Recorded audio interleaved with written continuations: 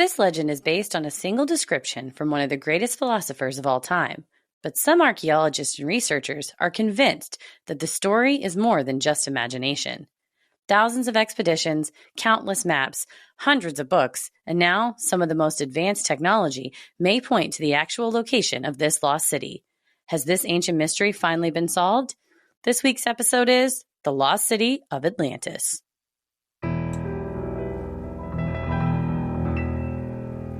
A bump in the night, your heart fills with dread. Probably a murderer who wants you dead. It could be a ghost, a demon, or worse. Perhaps you're the victim of a witch's curse. It's hopeless, you're doomed. You'd call a priest if you could. You'd rather just listen to who? Sinisterhood.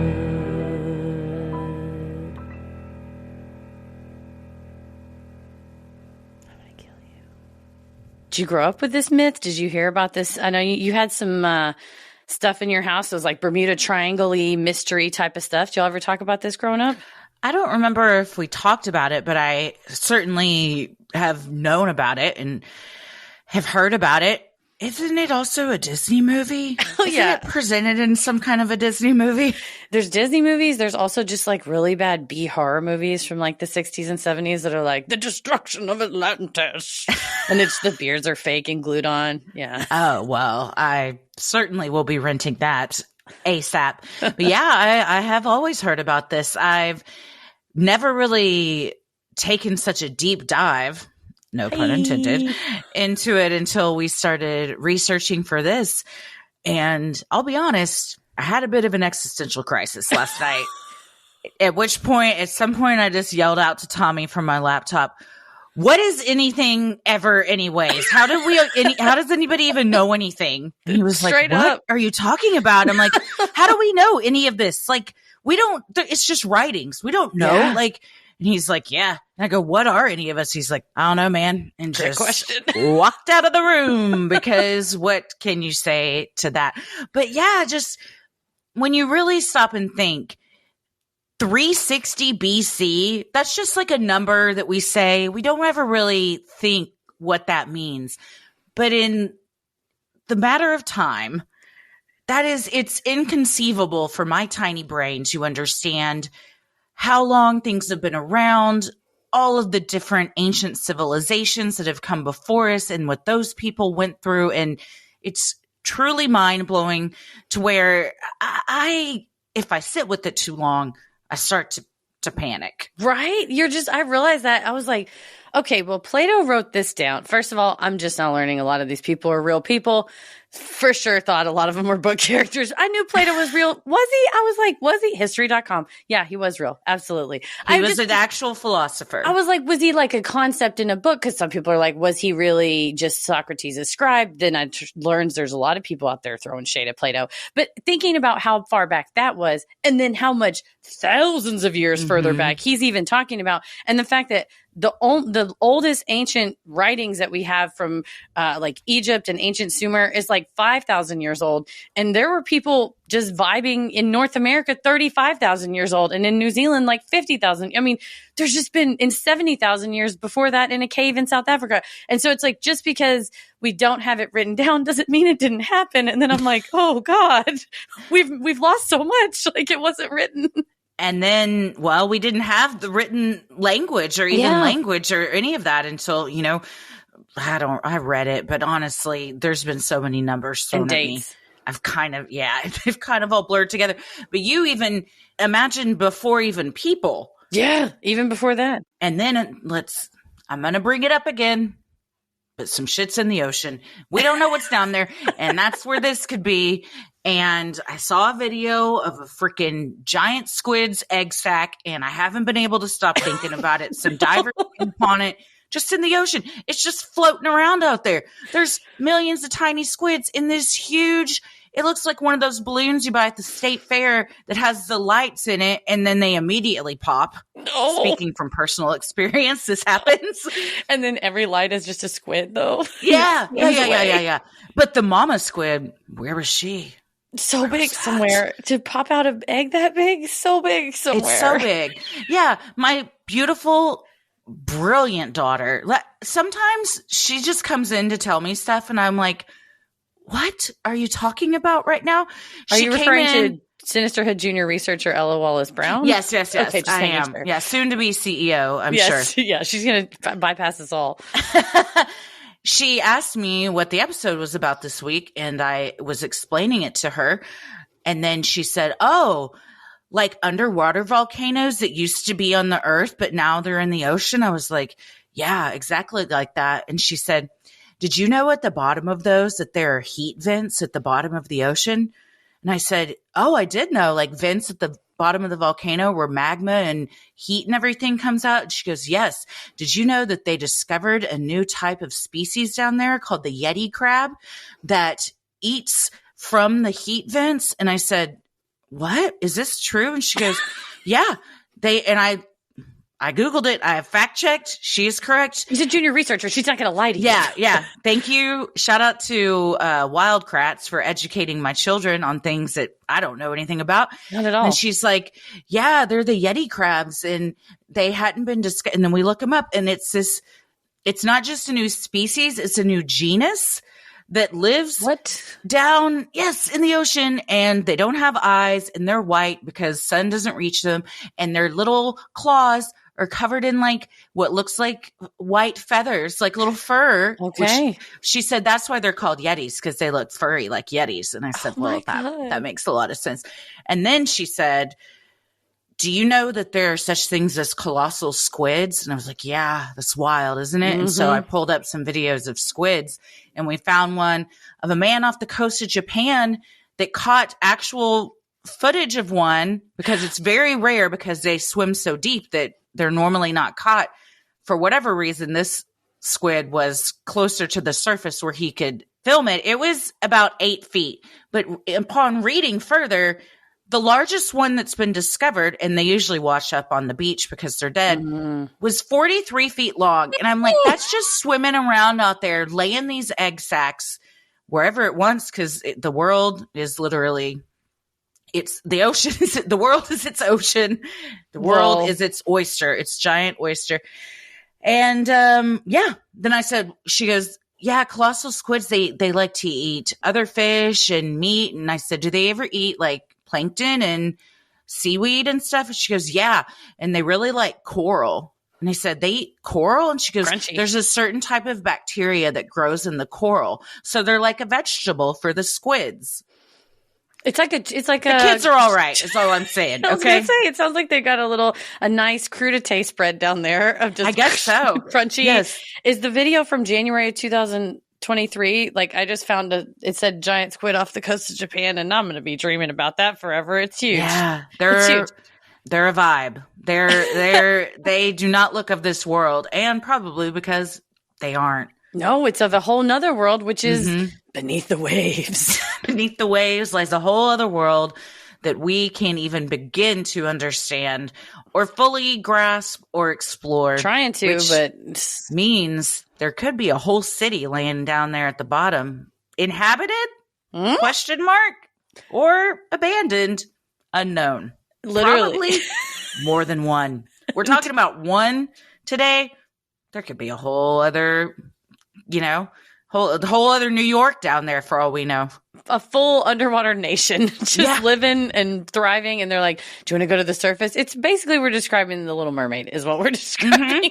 Yeah. We live up here and occasionally go down there for vacation and funsies. They live down there and occasionally come up here to explore and just see what's going on. See, it all works out. I really did. My envision of Atlantis is I thought people thought this was an ongoing living city. I think there are some people that do think that, but there's just as passionate people who are like, it was a real city and it just sunk. And those people are almost harder to convince that they're not right than the ones who think it's ongoing down there. Well, we will get into all of those theories. The dog with a bone. And also a lot of history that I find very interesting. I didn't know a lot of this because I'll be honest, Greek mythology and all that, whoop, right over my head. Did I read the Odyssey, the Iliad? No, I didn't read any of those in high school. Was I supposed to? Certainly did not, though. So I'm not very versed in those subject. So it was interesting to learn about this. Well, and it's funny you bring that up is that I was like, oh, the Odyssey, and that's all fake and not real. And maybe some of the stories about the monsters, but the city of Troy is really, it's Heinrich Schliemann. What was his name? Heinrich Schimmelmann, whatever. He was in like Hammaker Schlemmacher? Hammaker Schlemmer. He actually sold stuff on airplanes, indeed. Yeah. He had those like sharper image like items, but you can only buy them if you're in the air. Right. But it's his fault. Basically, the city of Troy was discovered because we thought it was a fake, a famed city. But then you find, okay, it was actually real. Does it mean everything that was written about it was real? No. But they really did find the real location. And it's that one guy that finding that city has spurred everybody else to be like, I know for a fact Atlantis is real and I will find it. It's like the Oak Island treasure. It truly is. People will dump their life savings into going on expeditions and quests to find things like this. And like with the Oak Island treasure, or what was the older man that Finn, Forrest Finn's treasure. There's something really captivating and fun and mysterious and chilling and compelling of like a mystery that is to be solved, especially if it's from the past and such a long time ago. And there are so many people that are really like, that's their thing. They are very into Greek and Roman mythology. They can tell you everything about it, and just not even mythology, but actual history. And they will, sacrifice everything, including their own lives to go and try and prove or disprove this. You're right. There's a geophysicist on one of the National Geographic documentaries. He said, becoming interested in Atlantis is like a bug or an infection or like a gambling addiction. You can become just fixated and obsessed. And I went to the library and I was like, I'm going to get every book on Atlantis, which was like 15 of them. And just to flip through them and kind of just see kind of the different takes. Every one of them has that personal version of like, for me, this was my great one. Like for all these people, it's like that's their life gets sort of dedicated to it. It's fascinating. The subset, it's its own type of kind of fringe society of these, or a subculture of people that become borderline obsessed with these types of mysteries. They're like, take me back into the depths. If we found it and it's down there, we gotta go. Also, I think like if a whole like ass city existed down there, somebody's probably already moved on in, don't you think? And they know the right people know how to get into Atlantis. It's like an exclusive club. If you're swimming around the ocean and you wish you had a stone throne to rest upon, and you come upon this thing, boom, bam, done. You've got a whole civilization set up for you. Aliens just move right in. I would watch an HBO multi-season series called Throne of Stones, where it's all just about the underwater city of Atlantis and the various factions. Game of Throne of Stones, and it's Games of Thrones of Stones. Infighting of Atlantean aliens and who's going to win, who's going to take it over. We don't know. It hasn't been written yet. It hasn't come out. But it will. Plato. We got to resurrect Plato to screenwrite this whole thing. Who will finish first, George R. R. Martin or Plato? Probably Plato, honestly. At this rate, I think it will be Plato. Well, I'm Christy. I'm Heather. And let's get into it. The concept of Atlantis was first introduced around 360 BC by Plato, the revered ancient Greek philosopher. Plato wrote quasi-fictional dialogues in which Socrates, Plato's former teacher, would entertain conversations with other great minds of the time to explore big philosophical questions. Written near the end of Plato's life, the dialogues that first mention Atlantis are called the Timaeus and the Critias.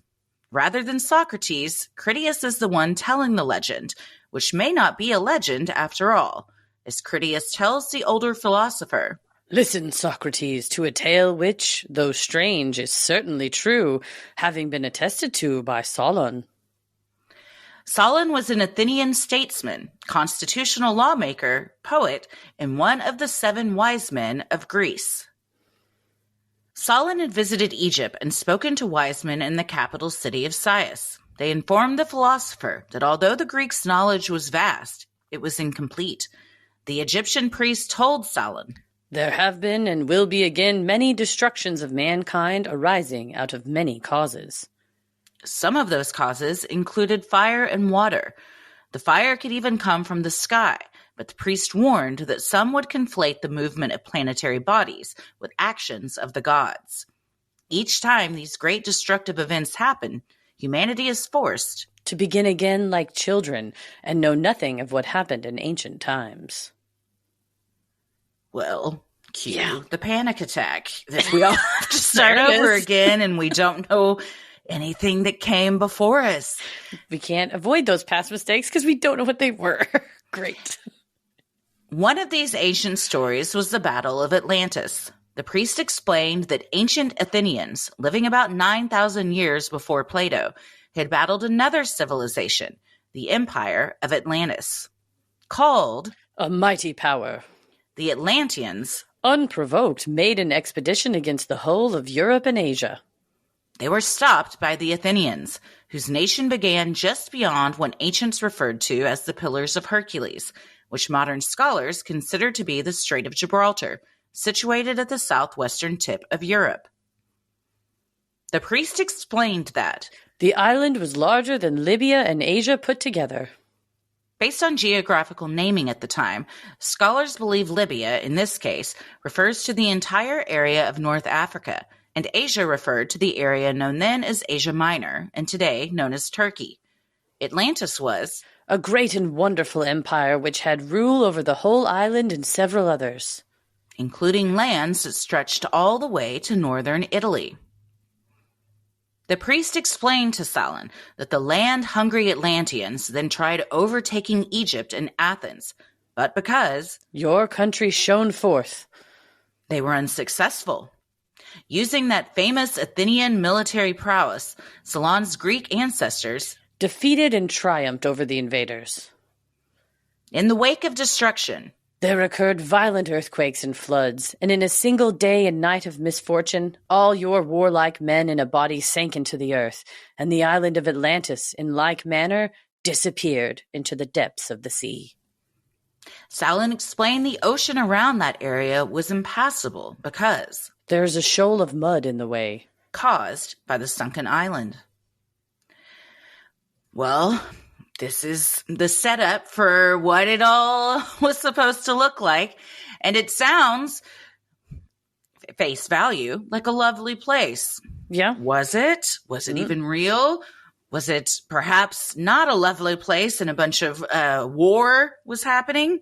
Yeah. It's interesting contextually that he was writing all this. Again, like you said, I was not super remembering off the top of my head a lot of like Greek history, but thank you history.com for having musical rhyming videos with drawn illustrations like I'm a child to help teach me about the Peloponnesian War. But it's interesting now reading this and given that history of at the time you did see a lot of like the Persians were coming to invade the Greeks. And then it's like, well, why aren't we going and invading other people?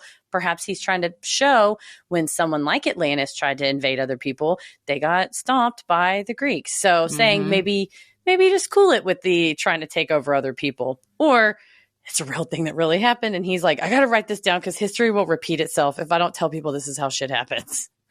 Well, Plato, buddy, bad news. You did write it down, and I'm sorry, but history has repeated itself time and time again in the forms of imperialism. So you tried to help us all out, but nobody listened. Right? Plato's like, beware the military-industrial complex. And then Eisenhower said the same thing, and no one listened. Sinisterhood will be right back. Heather, we all have habits we wish we could break, myself included. We all have habits that we've tried to break again and again, and we just can't. We don't have any luck doing it. Happens to the best of us. You know, you say, I got to stop doing this and break this habit. But I've found sometimes it's easier to replace a bad old habit with a new, less dangerous or even a healthier habit. A nail drives out another nail, as they say. Oh, I like that. Well, today we're talking about our sponsor, Fume, and they create a product that does just what Heather's saying. Fume is an innovative, award-nominated device that delivers flavored air when you inhale through it. So instead of electronics, Fume is completely natural. Instead of vapor, fume uses flavored air. And instead of harmful chemicals, fume uses all natural, delicious flavors. Ooh, they got a white cranberry flavor. They got one that's kind of like an orange dreamsicle. Dreamsicle, baby. That's me. That's my fave. But for real, that's my favorite one. Yeah, no, it's great. And it's just like you put your fume up to your mouth, you inhale through the breathing device, and you get a nice fruity delight. The taste is my favorite part, and the heft and weight of it. Oh, I like the heft. It's very pretty. It's wooden with metal. It looks very impressive. Quality, high quality. Quality, yes. And it feels good in your hand. It's got enough heft to it. And for everybody that likes like fidget spinners and stuff, it's got fidget spinner qualities. So if you're sitting at a desk, you can just spin the little gadgets around and it keeps your hands busy. And like you said, too, it looks so nice. So mine is on my desk, and it kind of, the wood kind of matches my desk. It looks very classy. Stopping is something we all put off because it's hard, but switching to Fume is easy, enjoyable, and even fun. Fume has served over 150,000 customers and has thousands of success stories, and there's no reason that can't be you. Join Fume in accelerating humanity's breakup from destructive habits by picking up the Journey Pack today. Head to tryfume.com and use code CREEPY to save 10% off when you get the Journey Pack today. That's tryfum.com and use code CREEPY to save an additional 10% off your order today. After Timaeus, Plato reintroduced the concept of Atlantis in Critias and provided additional backstory. In this dialogue, Plato revealed that the gods divided up the world, with each area bequeathed to a certain being. Poseidon was given Atlantis, where he met and married a mortal woman named Cleito. Together, they had 5 pairs of twin boys who grew up to become the 10 kings of Atlantis. Can we just take a moment and think about Cleito having 5 sets of twins, and they're all boys, and now you have 10 children to scream at you. This is why it sunk into the ocean. She couldn't handle it, and she said, fuck it. And opened up the floodgates. That is too much for anybody. She's like, we're all going underwater and we can figure out there. Yeah, we're turning this island around. You guys don't know how to behave. Don't know how to act. Oh yeah, bless her. Bless her heart for having 10 sets of twins. Bless her heart and bless her ancient Greek lady parts. Yes. We all take advantage of modern medicine, but back then, it was like, here's a grape leaf, just bite down. Yeah, and, good luck. Good luck. Yeah. Godspeed. Sorry. Yeah, ugh, that's too many. Within the family history, Plato also provided some geographical dimensions, including an oblong shape in the city's south, measuring 340 miles long and 230 miles wide. 6 miles off the coast, Plato wrote about a smaller mountain, in which Poseidon was said to have carved 3 circular moats, separated by rings of land. The concentric islands were connected by a canal that led to the center of the island, where the capital city was located. So looking at a picture of this was very interesting because I'm a very visual person, but essentially you've got an island, then around that is a moat, then on the other side of the moat is just, a ring of land. Mm-hmm. And then the ocean, except a little canal that connects. So you're kind of double protected. You've got a ring of land. Somebody's got to get over that first. Then they got to get past the moat where who knows what's in there. Then they can get onto your island. He's like, we have one moat, add land, add another moat, add more land, add another moat. It's like, how many moats can we have? It's like, the answer is infinite. Infinite moats. We can have infinite moats. But that's a good point because you might put shit in it. And then, if it's an ocean moat, you could have sharks in it. And that's even more badass than a gator moat. Yeah. You think? Would you want a gator versus a shark? Gators would be, you could keep them more corralled. Sharks are going to come and go. So I guess it's just depending on what you want. I imagine they weren't keeping the sharks, but who knows? If you're in a moat and there's either one gator or one shark in there, which one scares you more? Gator. Really? It just came out. Mine was shark. Oh, yeah. Interesting. I was like, shark, I could punch it in the face. Oh, see, sharks, I feel like they're so fast and you don't really know what's happening. Gators, I think, well, but gators like lie in wait. That's And what I they'll was just like. be And like waiting and then they'll just chomp at you. And I feel like they're smaller, so could maybe move faster. The gators? Yeah, the gators could. On land. Oh, okay. We've just introduced a new thing. The sharks can't go on land. Yeah, if you could, I have no upper body strength, but if one could pull oneself out of the moat, one could survive. It would not be me, but when we were on our family vacation over the summer, I thought Ella was in distress in the hot tub that was connected to the pool, but it was like up a level and I couldn't see her. Really, she was just like where I couldn't see her. She wasn't under the water. But in a moment of panic, I was trying to hoist myself out of the pool to run up the stairs to the hot tub. Valiant. And I'm glad she was okay because I couldn't do it. I was like, who? And then I was like, oh my God, this is serious. Then I started to panic, like, what if something's wrong and I can't get out? I could not hoist myself out of the pool. If I can, it's only ever like I'm putting a marlin on a boat after catching it. I sort of just thud over the side like, oh, and then try to get on. But yeah, I'm not climbing straight up out of a moat. Or a pool. Let's be real here. Let's be real. Well, let us know if you vote gator or shark. If you got to be in a moat with one of them, which one are you going? This also should be a movie starring Samuel L. Jackson. So hopefully that gets written.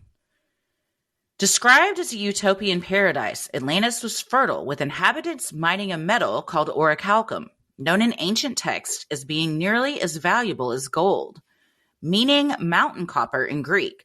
Scholars generally consider it to be a gold-copper alloy, a copper-zinc alloy, or some metal we no longer know. Access to this precious metal gave the island more value, as did its fertile soil for planting food and the abundance of elephants, which were indigenous to the land.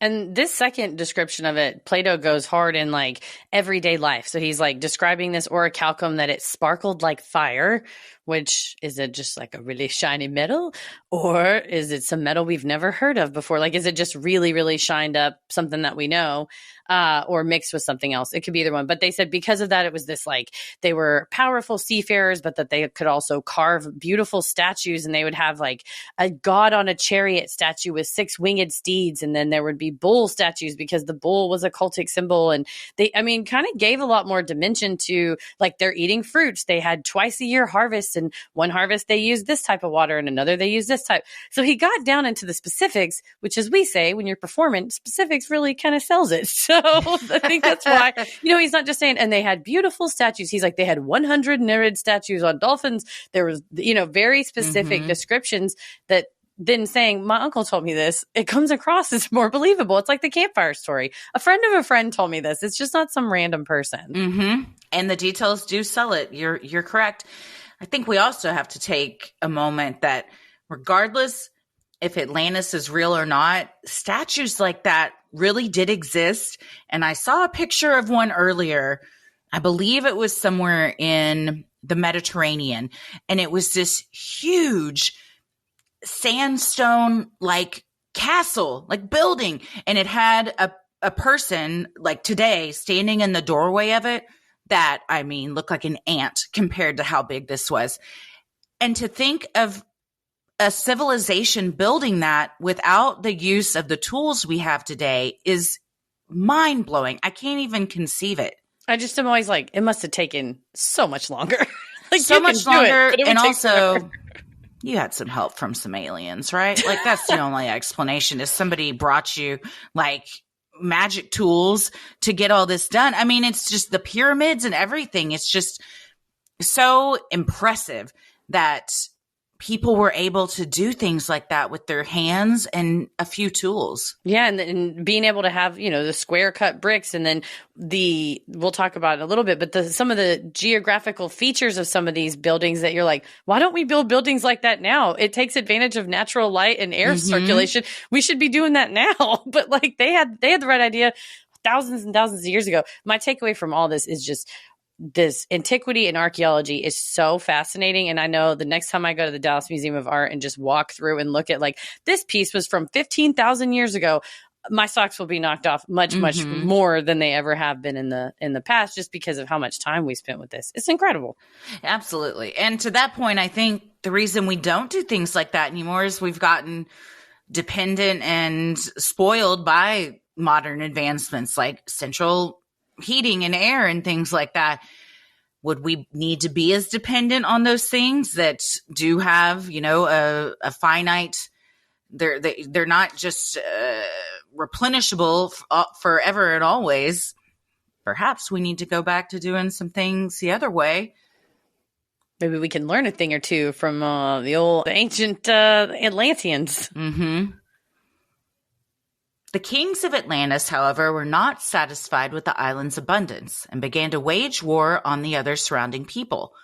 According to Plato's dialogues, this angered the god Zeus, who sought to punish the greedy Atlanteans. The dialogue ends just as Zeus brings the other gods together, and Plato never wrote a follow-up. This abrupt, unfinished end to an incredible story has spurred researchers for centuries to find the ancient lost city once and for all. It is some bullshit when you're like, Zeus brought the gods together at his holy habitat. He brought them at once and spoketh.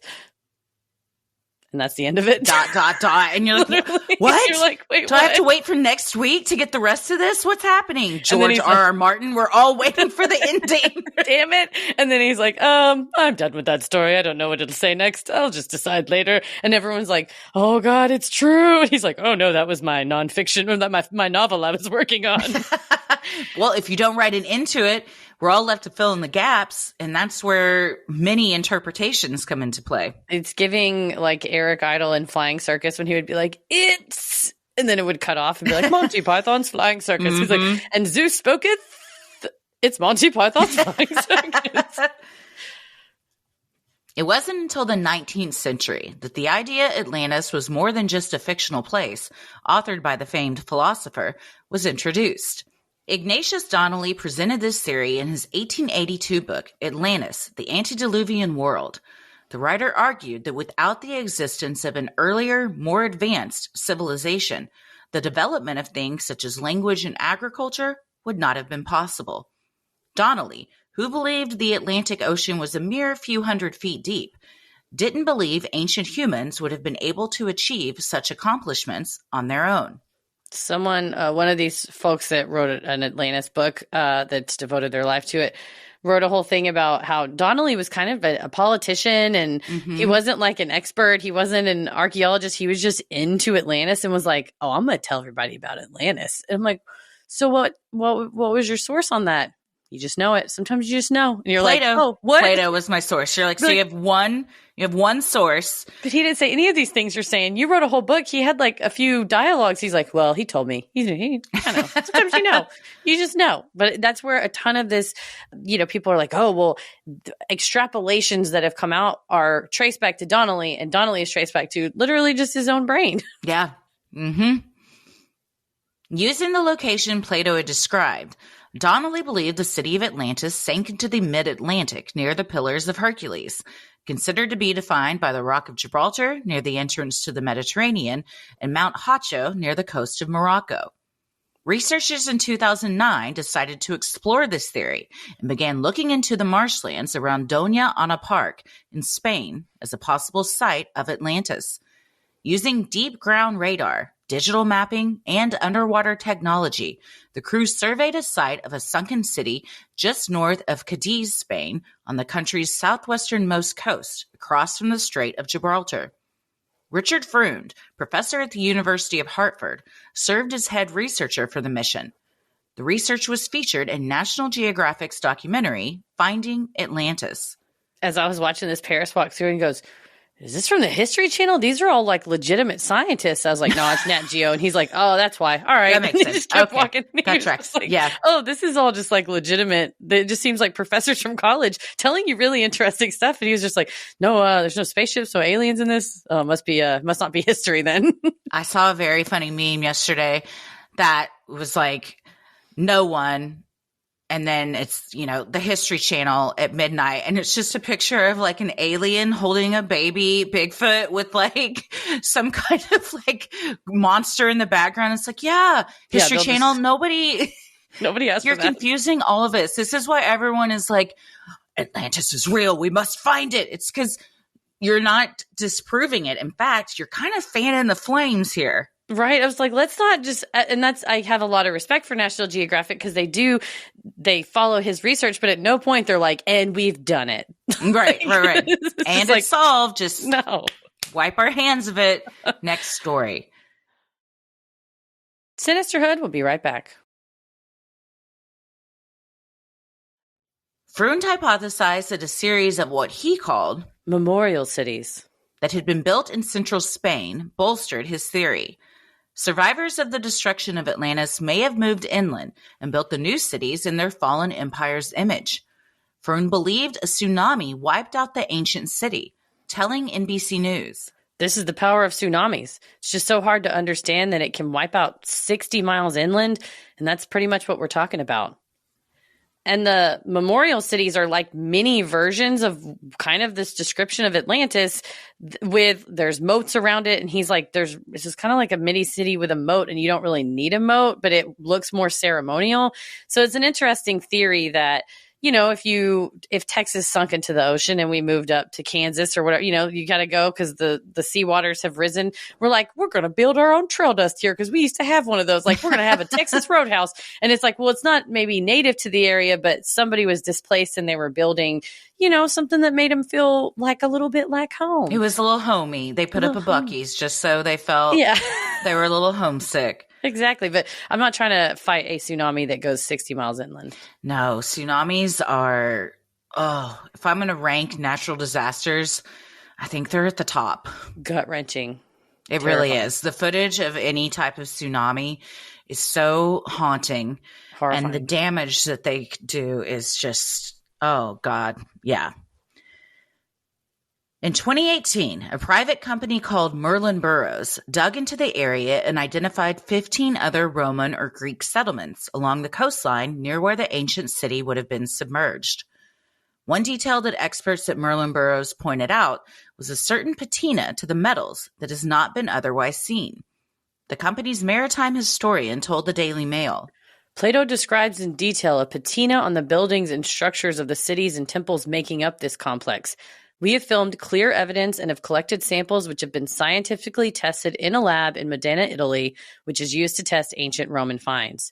The results of the test prove the age of the finds are older than Roman or Greek and that they were more advanced. For instance, the harbor wall was coated with a chemical compound that seemed intended to prevent barnacle growth, which the crew likened to modern-day Teflon. Nearby sand dunes and an underwater structure that appeared to match Plato's description of a harbor wall further bolstered the company's claims.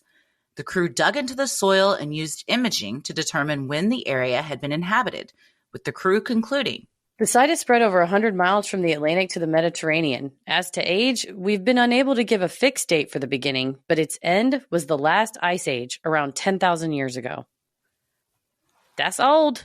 It's very old. It's very fascinating, too, that while maybe not Atlantis, it's something. They found something. And it's one of those where you're like, well, did Plato call it Atlantis because it was near the Atlantic and it's just not exactly as wonderful as he described it, but there was something there. Or there's just a lot of fucking cities that have sunk because the ocean used to be not as deep. It was more shallow before. For sure.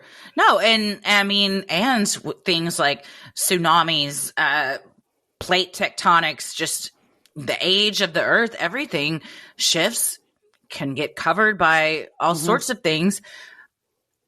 While Atlantis itself may be a story, I certainly think that there are sunken civilizations or cities all around the globe. Yeah, and a ton of them have been found. And I think Professor Freund's whole theory is that Atlantis was not its own special separate thing that Plato created, but in fact it was a name for what was later identified in the Bible and then separately identified in the historical record as Tartessus or Tarshish, which was this beautiful city that was known for mining metal. It was located right in that area. Tartessus, Tarshish was like where they're digging, and that a ton of it would take 3 days voyage to get there. And a ton of writing talks about going there to get swords, shields, anything that was made of metal. Like that was the metalworking place. So he's like, Plato called it Atlantis. The Bible called it Tartessus or whatever. This other thing called it Tarshish. It was this civilization here because we're finding this weird metal with this weird coating that we haven't seen. So it stands to reason. It became legendary. Everybody went to this one place to get like the dopest swords and then went home and were like, it was called, I don't know, Atlantis or something. You know, like they're just fucking up, they're fucking up the details of it. And there's no fact checking. And you're like, Right? well, I can't spend months to go myself to find out what it really was called. So I'll take your word for it. That's what they're like. It took 3 years to sail there. And I was like, oh, no, thank you. I won't be going. 3 years and then 3 years back. So you're talking about a 6-year round trip. Be back, babe. And then you come back, you're like, oh no, things have changed. In the 1930s, Edgar Cayce, the so-called sleeping prophet and most documented clairvoyant of the 20th century, made a different proclamation about Atlantis. It was located in the Caribbean. Cayce claimed he had spoken with a former inhabitant of Atlantis, who gave the location as near Bimini in the Bahamas. In 1968, a group of 3 divers off the coast of North Bimini discovered something strange. Less than 20 feet deep, there were apparently man-made limestone rocks placed in even intervals along the seabed. Believers of Cayce's prophecies called this the Road to Atlantis. This is another documentary in which people have dedicated their lives, and it was very reminiscent of Oak Island when I was watching it, of just how passionate these explorers are in going down there and how much they want it to be something that they're kind of willing to overlook evidence that is contrary to what they want the outcome to be. That's my number one issue with anybody who's the Atlantis hunter going, well, the theory, the legend doesn't fit my theory for this reason, so I'm going to ignore that. But it does fit for these reasons, and those reasons why it fits are so legit. I'm like, well, then how can you discount the one thing that, it's very cherry picked, but like it's just they're blinded by passion. It seems like obsession.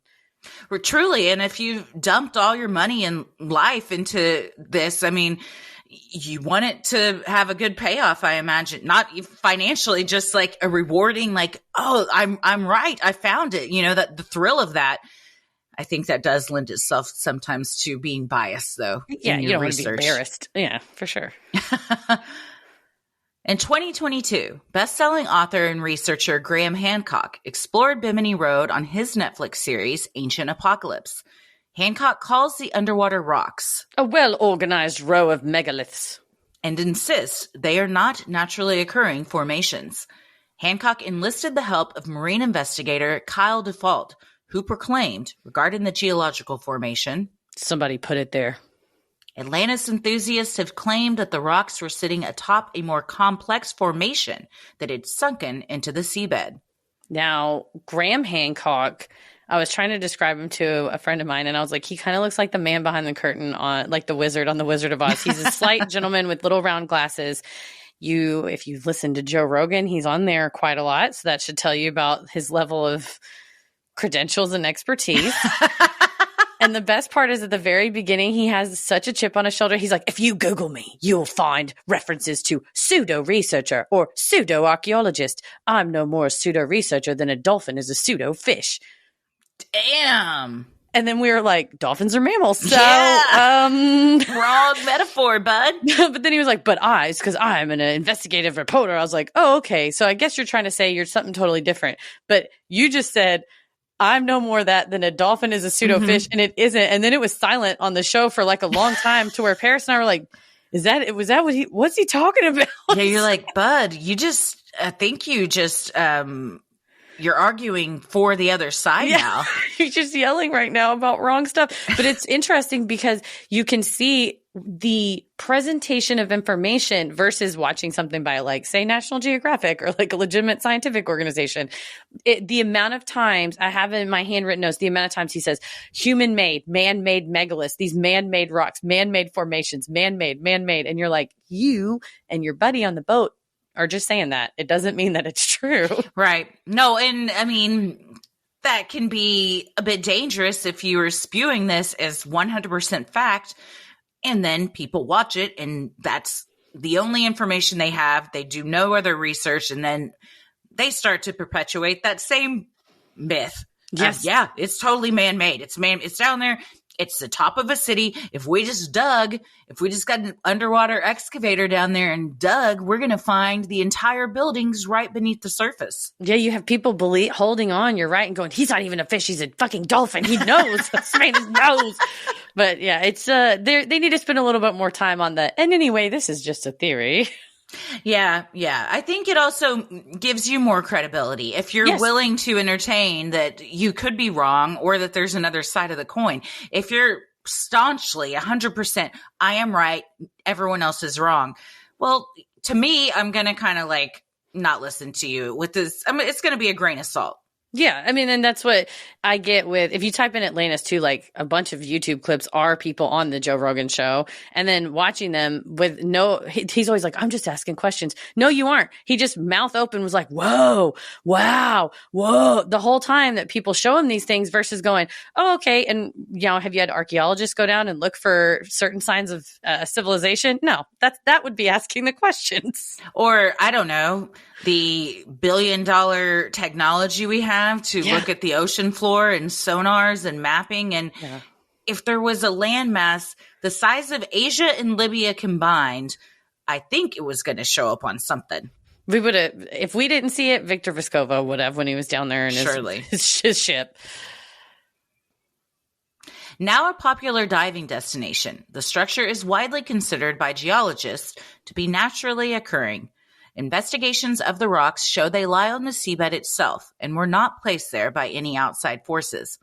Tools and markings that would indicate an ancient civilization have been notably absent, leading geologists to conclude the shaping of the rocks occurred through erosion. And that's just it. If there had been a whole civilization down there, something would have a piece of pottery, a tool, a sculpture, something, remnants of something besides just sea stuff. It's just ocean stuff down there. Unless it was buried or the tides had carried it away, but you would think that you'd find something. But again, it's like the Oak Island. Like they find one tiny piece of silver in a marsh and they're like, this is proof. We got to dig here more. And it's like, well, but what else could have possibly brought that here over the years? And they're like, la, la, la, la, la, I'm not listening. I'm not listening. Somebody put that down there. Yeah. God, or whatever you believe is the formation of the earth. It was not I'm Poseidon. Maybe it was, and I sound like an idiot. Well, when they uncover this audio recording in 15,000 years, they're going to be like, you dumb bitch. It was Poseidon the whole time. What a fool. You're going to have to issue a lot of apologies. During the 1960s and 70s, Antarctica became a contender as the possible original site of Atlantis. Author Charles Hapgood, who penned his book Earth's Shifting Crust in 1958, wrote that Antarctica was once Atlantis. According to Hapgood, 12,000 years ago, the Earth's crust shifted, causing a huge landmass, presumably Atlantis, to shift much farther north. Unable to survive the new frigid temperatures, Hapgood theorized the Atlanteans perished, and their once beautiful city became covered in ice. Modern science's understanding of plate tectonics has largely debunked this theory. Yeah, Hapgood was like, and by the way, the South Pole wasn't all the way at the bottom like it was. It was over where Atlantis was. And then when the earth cracked, that shit slid away. Like it looked like a canoe that got loose on a river. Like it's like it doesn't move that big. Like Antarctica can't move that fast. That's not how it works. It's not a chunk of ice in the ocean that breaks off from a iceberg and just kind of drifts away. Like so it's heavy. Yeah, they're like, the shit cracked and it flew down to the south. But they can figure out, based on the mapping of the different levels of magnetism, that the South Pole did not shift as far as this man has said. I mean, it's always sort of shifting, but it didn't crack off like a cartoon and sail away. Mm-hmm. Sail away. That's what that Enya song was about. That was about Atlantis. Antarctica Atlantis becoming Antarctica. I will say, though, when I looked up the Yeti crabs, turns out there's a lot of them in Antarctica. That's where Yeti is, so it stands to reason. Yeah, maybe so. Or there's an underwater heat vent going on over there because the Atlanteans are they got something. I don't know. They're cooking something down there. And all the little Yeti crabs are by that vent just eating it all up. They're down under. Yeah, it's like rats in New York running around the sewer, but it's the Yeti crabs running around like trying to get a slice of pizza from the Atlanteans. Over 4,000 years ago, a great civilization prospered on the Greek islands of Crete in modern-day Santorini. Under the leadership of King Minos, the Minoans were the first Europeans to use written language, according to History.com. The ancient ruins of an enormous palace with gypsum walls were unearthed on the island, leading some to speculate that this was the place Plato had been describing. A 13-story palace with miles of passageways and terraces erected atop a flattened hill was far more advanced than anything built in Greece. Advanced mathematics allowed for the manipulation of natural light and airflow in the enormous structure. Despite these advances, the Minoans vanished. Historians believe a great volcano erupted after a devastating earthquake around 1600 BC, which flattened the once shining city. Because of its location, features, and sudden destruction, some scholars believe this was actually the site of Atlantis. And that's the arguments. Culturally, it fits, the descriptions of pottery, frescoes, written documents, trading with Egypt. They had these bowl frescoes. So like the bowl was also a symbol of, power and whatever. And they worshipped it. And the palace, this palace is crazy big. Yeah. That's what it's amazing that these things have been erected. I mean, I don't think anything today with the technology we have would come close to being as beautiful and awe-inspiring as these places were. And perhaps it is because it's so long ago that's, it's even more impressive. But they're crazy big. The cities are crazy big. Yeah, it's a great Palace of Knossos. I want to go see it. Like, it's funny because I'll be Googling stuff. It'll be like Straits of Gibraltar and it's TripAdvisor. And I'm like, I could go to the Straits of Gibraltar. Like, I could go to this because I was like, the Great Palace of Knossos. And it was like, TripAdvisor, what you need to know before you go. I was like, maybe I will go. But it's just so awe-inspiring, I think, like you said, because of the age and the mass of it, to walk through it. The argument against it, of course, is that Plato says it vanished in a day and a night. And Crete suffered, the Santorini volcano blasted. The earthquake causes this volcano blast. And then part of it is destroyed, and then a little next part is destroyed, and the next part is destroyed. So the civilization eventually vanished. It's not quite as abrupt as a single day and a single night, like Plato said. So that part doesn't really fit. Perhaps that was embellishment for the sake of storytelling. Well, God damn it, Plato, now we don't know what you embellished and what was the truth. Yeah. He was like, it wasn't bulls. Okay, it was cows. It's like, okay, well, now I'm getting confused. Sinisterhood will be right back. Retired Navy officer and underwater explorer Robert Ballard does not subscribe to this particular theory, citing the fact that the timeline in Plato's story does not coincide with when the actual Santorini was destroyed. Ballard, who discovered the Titanic wreckage in 1985, also noted to National Geographic that no Nobel laureates have ever said that Atlantis was a real place. According to Plato, Atlantis existed 9,000 years before his own lifetime, and while he claimed the story had been passed down over generations from poets and priests, this has never been confirmable. The only known writings of the mysterious utopian city have all come from Plato himself. Today it is widely accepted amongst historians and scholars that Plato created the story of Atlantis as a way to spread his philosophical theories to the masses. Considered to be an idealized version of Athens, the story of Atlantis illustrates the dangers of imperialism. Professor of Archaeology Ken Fetter explains in his book Encyclopedia of Dubious Archaeology that the mythical city wasn't the utopian society it has been made out to be over time. Atlantis is not a place to be honored or emulated at all. Atlantis is not the perfect society.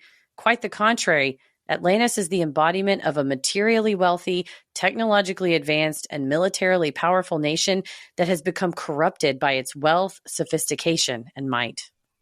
In Plato's story, what began as a utopian paradise devolved into ruins at the hands of the Atlantean leaders.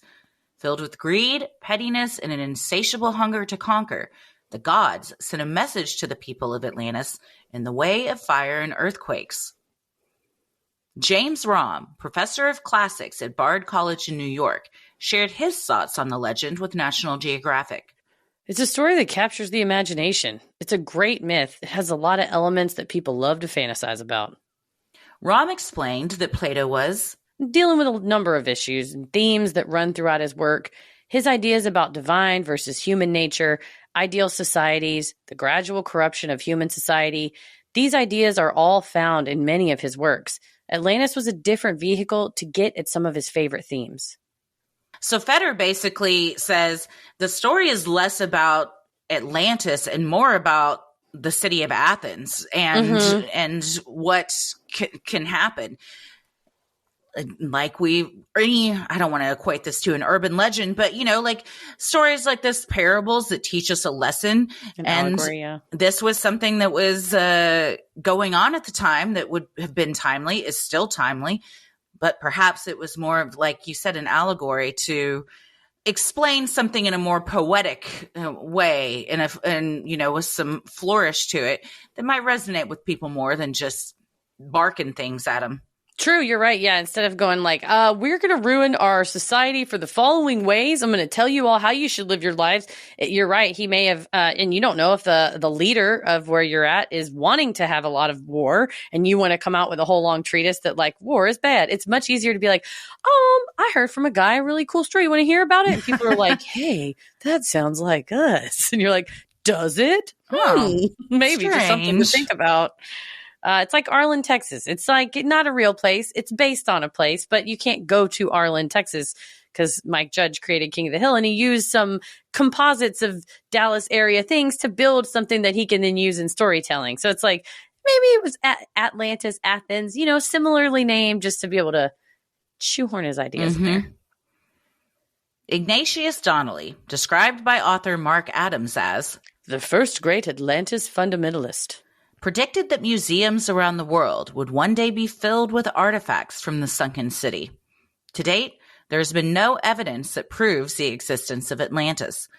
Mark Adams isn't surprised by this, saying in an interview with Live Science, Donnelly was a bag of winds. He knew the results he wanted and rummaged through his sources searching for only those facts that fit his needs without pausing to note any reasonable doubts.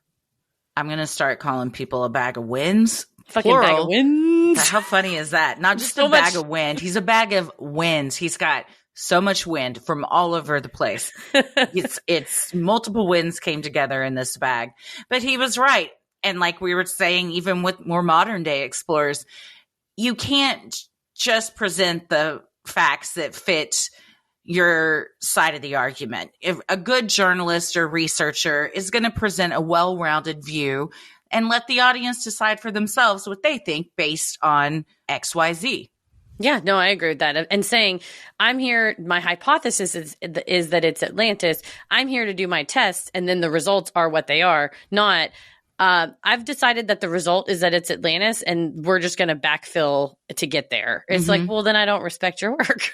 No, it would be like in a crime investigation where police have already decided they got their suspect and they're going to shoehorn all the evidence to make it fit that story. Exactly. I follow the scientific method that my teachers taught me in grade school. Which is what? Where it's like hypothesis. You have to come up with an idea and then a hypothesis and then you test and then you can assess your testing and retest if you need to. And then you come to a conclusion. You can't just, like I said, have a conclusion and be like, anyway, I made up the rest of this, or else you will find yourself a real bag of winds. Indeed, it is inconceivable that a landmass the size of Libya and Asia combined would not have been picked up by the high-tech sonar and mapping equipment of today. Still, that hasn't deterred adventurous explorers from continuing to search. People have lost their fortunes and, in some tragic cases, their lives, scouring the ocean floor, hoping for proof positive of the sunken civilization. So what do we think? Well, you're not wrong. If you throw a dart at a map, somebody said Atlantis was there anywhere. It could be someone's chosen it. And so far, none of the ones that anyone's chosen has fit the very exact descriptions. There's either, physically it could be location wise, but there's not evidence that anyone stayed there. So I'm all for people continuing to search for Atlantis, because I think it was the Greek Institute of Oceanography, the fellow that runs that, was talking about some of the dives that they were doing, again, trying to find it. And he was like, Atlantis was a myth, but it keeps underwater exploration going. And with less of 1% of the ocean's floors not being surveyed, finding anything that is of antiquity down below, even if we go, oh, this isn't Atlantis, it's this other ancient society we either never heard of or thought didn't exist.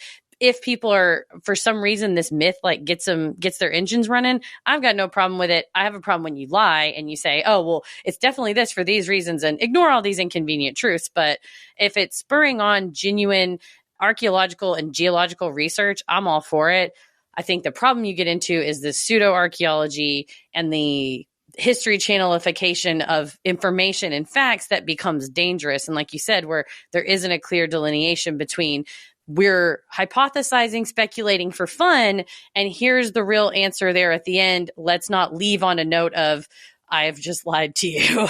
I now think the megalodon has returned, and I'm telling people at a work lunch. I am a professional and I look like an idiot.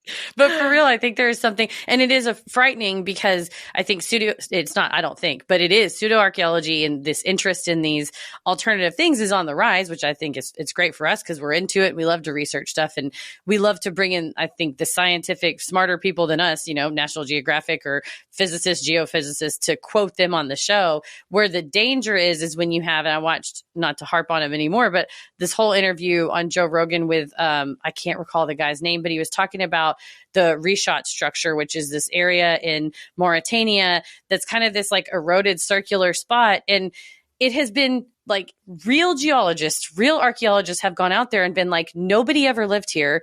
We can see from actual that people were here and they used it as a stone creation area. They used it for short-term hunting. But the Atlantis things you're saying would have to be supported by these 5 factors that aren't present. And you have someone on a huge, huge platform ignoring that. And not just, oh, well, we should go over there and look up the Reshat structure, knowing that people have already looked into it and specifically failing, like lying by omission, essentially, on stuff like that. I think that's the danger, because 99% of people that are going to listen to that aren't going to go home and Google that. They're going to just go like, oh, I heard a guy on a podcast say this. And you're like, okay, well, it's actually not true. Not quite. And Joe Rogan's like, everything lines up. Everything here lines up. And like, no, it doesn't. It just doesn't. It does if you discount all of the other actual research, which is what so many of these said. And Ken Fetter said too, is the only way Donnelly could be correct is if you just say Plato's whole story never existed, because none of it matches up. No. So like, he just basically came up with something on his own, but none of it matches. You can't just decide, well, I'm going to go against all of these experts. And even though this isn't my field of expertise, except I just kind of am really into it. And I've read a lot of books on this, that now here is fact. And you go on the most popular podcast in the world and start spewing all this information. Does it get people excited in the ocean? And maybe they go down there and they find other stuff. Sure. That's cool. I agree with if it spurs interest in oceanic exploration, which can lead to other findings, or just, you find what you're passionate about by kind of a roundabout way, that's awesome. I would hate for people to think, based on misinformation, this is exactly where it is, and I'm going to dump all of my life savings and risk my life to go down there and try to find something which isn't going to be there. That is harmful. And personally, do I think actual Atlantis of the one Plato speaks of or wrote about exists? Probably not. I think it was more of an allegory and a story to he was a philosopher, and that's what he did. He wrote to his philosophies to share them, and they were, presented in a way of like a dialogue and stuff. What would make this any different? Except for the fact that the story wasn't finished, which leads to mystery. And it's a very fantastical and magical thing to imagine happening, to go out on this literal treasure hunt to try and find something. I think that there are, and they've proven there's sunken cities that have been overtaken by stuff everywhere. But for this specific Atlantis that Plato wrote about, I think it was a story, but I hope from looking maybe from that, we find other things that we wouldn't have otherwise. No, that's a good way to put it, because I would hate for people to just go, oh, well, all these archaeologists down in the ocean are just making stuff up. No. Like, that's the great thing, I think, about the pop culture presentation of actual scientific information, which would be like on a National Geographic, where they do show the Pavlopetri, which is off the coast of Greece, kind of the other way of the Spain area, but where they found a whole ass sunken city. It's like a 30,000 square meter like area.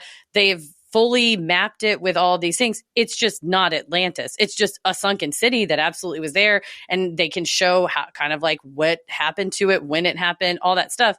But you just don't also then go, like, you notice that the real scientists are like, no, it's called Pavlopetri. It's its own thing. It's not Atlantis. Like, or the Spartel off the coast of Morocco. They're like, there was this island off the coast of Morocco, and you get really excited. So what you do is you send rovers down there and go, oh, there is no evidence that humans were ever here. Absolutely, there's a sunken island.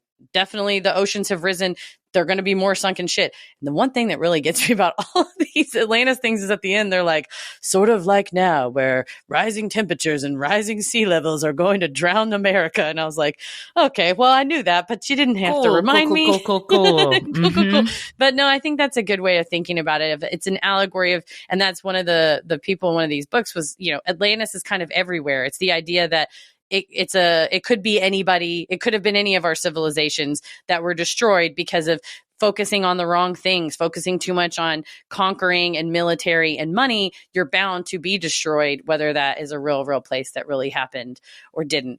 The real answer, I think, though, was I rented this book that was from 1969 from the library called Atlantis, The Truth Behind the Legend. And I was going to flip to the epilogue to kind of see, cut to the chase. Somebody that rented the book before me took a ballpoint pen. Hell yeah. And wrote their own notes. Nope. It was worse than notes. They wrote their own epilogue. I'm going to show it to you. It's insane. In a library book? I mean, I guess library books perhaps were once someone's personal book. Nope. This was from the library. I don't know if you can see. Let me take it back near my head. This is all handwritten, and this is all handwritten. A lot. That's a manifesto.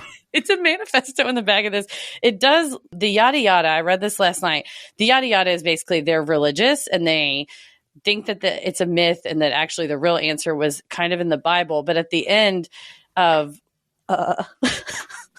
one of these, they say, this is a classic example of the statement, what is history but a lie, and the future but a dream? Is that an original quote? I don't know, but... What is history but a lie? Well, not all of it. And what is the future but a dream? That's what they say. I mean, yeah, it hasn't happened yet, so I suppose. But I feel like that there's a lot of holes in that quote to sum up the entire idea of Atlantis. Sinisterhood will be right back. He said, this all goes to show the story is mere bullshit, a myth story of national glorification common among patriot fanatics. It was Plato. This took a turn. Okay, here it is. It was Plato or someone like him, perhaps the philosopher Diogenes, who said that he thanked God every day that he had been born a male, a human, a male, and a Greek. Talk about ego, ha ha ha. That's okay. Here's what you got to do. You have to reply to this person's with your own epilogue, and then put it back on the shelf. And just like that movie with John Cusack, if they find it again, and then they find you, it was serendipity. I said, it's your move. I might ask the librarian, can you tell me when the last time this was checked out? But does it not have in the front those stamps anymore? It has everything's done digitally now, isn't it? It is. This book is from 1969, so it's real. So it does have some of those stamps on the front. Nice. It has some stamps on the front where it has been, but they've kind of been ripped off, and it is. Oh, I mean inside now. Where no, they took them off. It. There's just like this magnet sticker in the back, so they do it like by magnet. But remember though when you would check things out, and especially at your school library, and you had to write your name on that thing, so you could tell like what friend had checked it out last? I'm like, I see you. I see you reading this book, Marilla. I'm going to read it next. That's my grade school friend. But it was like, I wish that it said that their name and address so I can call this person and be like, you want to tell me about Atlantis? But they told me everything I need to know. I don't have to call them because it is merely bullshit by some patriots. They wrote a 4-page manifesto in the back to tell you the truth. Listen, we deal in subject matter that attracts impassioned individuals, so it stands to reason that any number of these used books I get a hold of, there's going to be an impassioned treatise in the back that's like a long-ass treaty. I don't know. Another one of the books, she thinks it was aliens. She really hid the lead until about the last page that she was like, and the extraterrestrials is what that they gave them the ability to sink down into the ocean.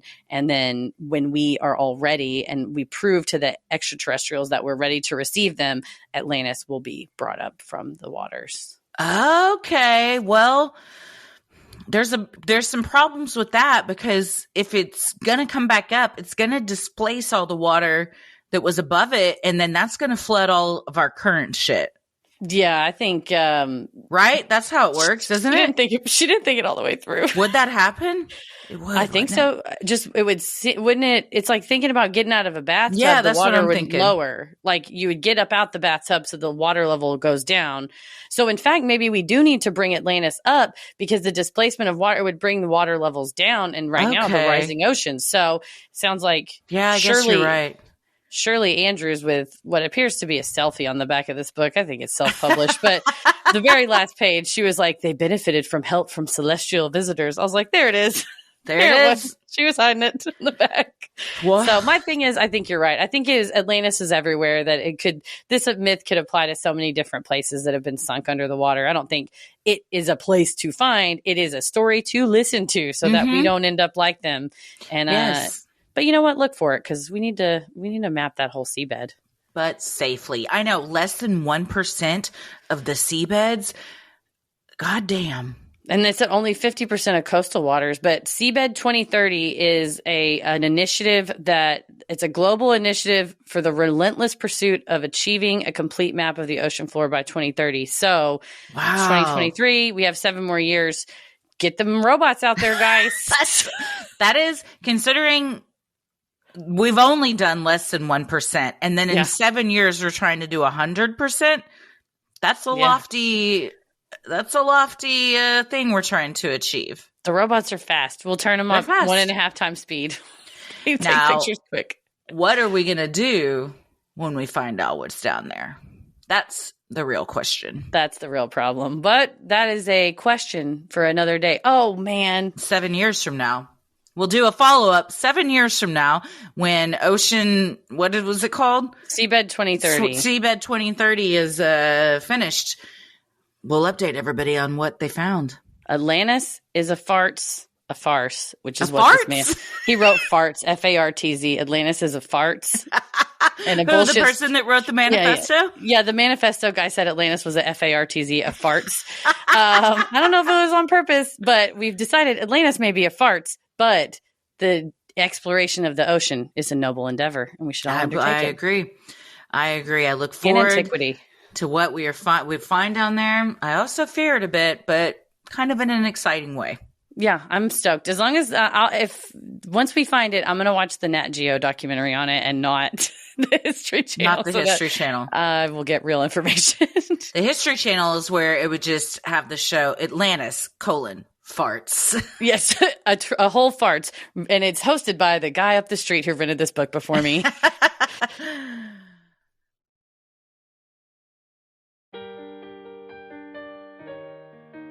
Well, if you like our free episodes, you'll love our Patreon bonus content. You can join for free to see what we're up to next or dive into over 500 hours of content.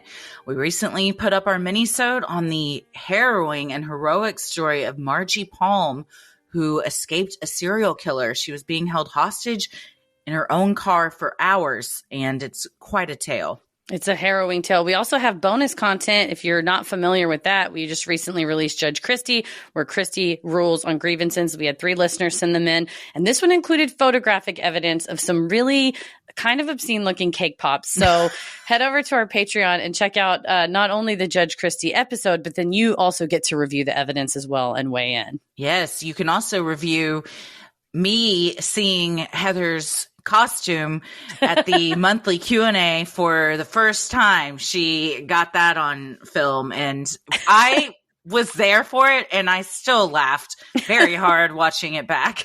It was, I forgot how hard I made you laugh, / also freaked you out with how horrible I looked in my costume. So No, sorry about that. It's fantastic. It was great. I can't wait for you. Speaking of which, happy Halloween. Oh yeah, we're recording this on Happy Halloween. Yes, on Halloween. Happy Halloween. Happy Halloween to you, and happy Halloween to all of our listeners. And for listeners that have recently signed up for our Patreon, stick around after our sign-offs to hear your shout out. Head to Sinisterhood.com and click shop on the top banner to check out Sinisterhood merch like t-shirts, mugs, totes, stickers, and even clothes for your kiddos. The temperature has dropped and it is cold enough to cut glass with your nipples here in Texas. So get a Sinisterhood hoodie or crew neck. Super soft material on both to keep you cozy and warm. You got to get that crew neck, that beanie. I'm going to get all of it. It is cold and I'm loving it.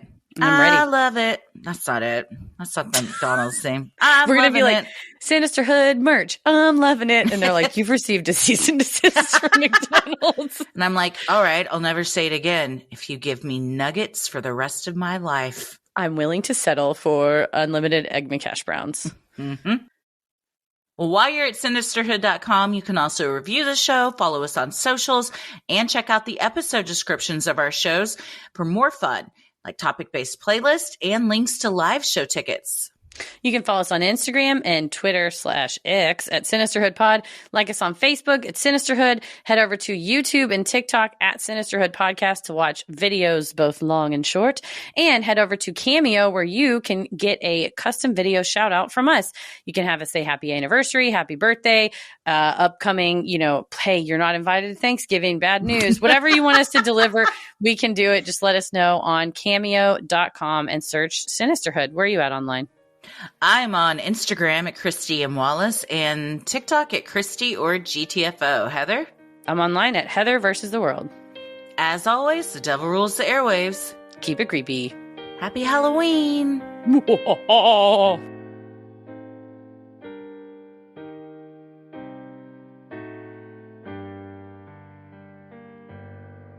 Thank you so much for supporting the show. Here are your special Patreon shout-outs. Tiana Stewart. Jeanne Engelbrecht. Amanda Hall. Destiny. Katie Binkowski. Logan Daly. Breon Nelson. Sandy Pickup. Val. Jennifer Johnson. Katie Thomason. Brianna Vaughn. Jenny Little. Marianne. Brianna Hawk.